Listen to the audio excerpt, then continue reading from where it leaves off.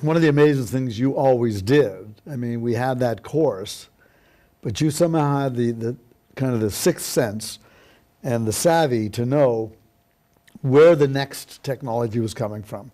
You would invite people, you would have been off to Europe or Japan or Asia, and you'd say, we have to have so-and-so come. And it turned out that I think the course often turned out to be the first North American, certainly sometimes, as you say, outside of Japan, the first time these chaps had done things. Because, that's true. I mean, I remember in maybe 2003 when Yamamoto came to do the first double balloon. That's right. The first double balloon live outside of Japan. And how did you, I mean, cotton on to that? Well, I'm I think, always amazed at where you've got your fingers. Yeah.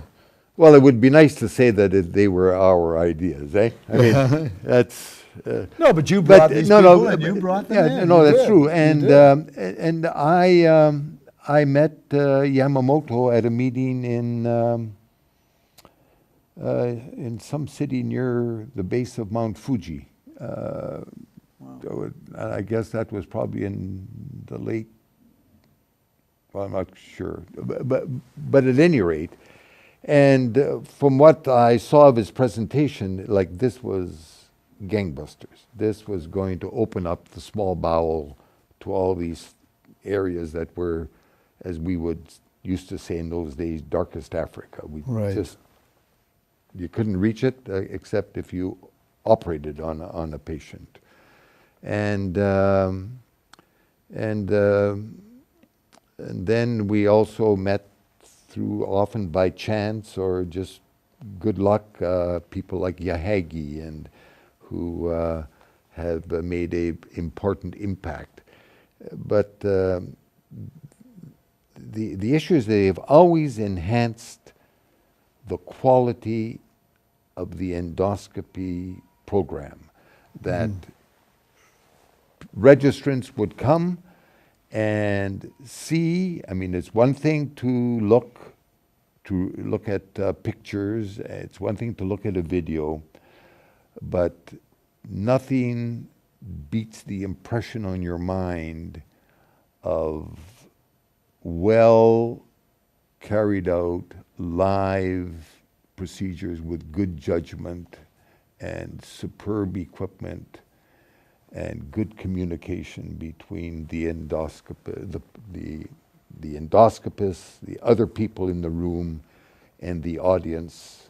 So, and we've been very, very lucky. And in those days, I guess the first live was by Claude Liguori, and then the second was Michel Cremer, and then we came on shortly within a year of the Brussels first course. And now there are many superb courses that are, I think, always the optimal way to show people about endoscopy, the selection.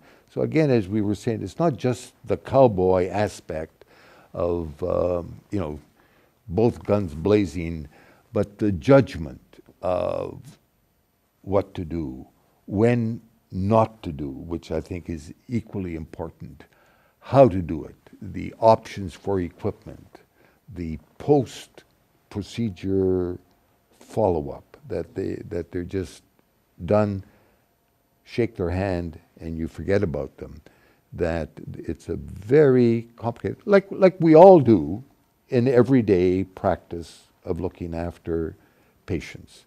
That again, it's another way of allowing us to be more caring, more careful, to follow our patients, and I think the live video aspects are just another part of the spectrum of how we can look after patients, endoscopy and gadgets and radiology and all the things that go together, the sort of medical team, the gastroenterologists, the surgeons, and the next generation.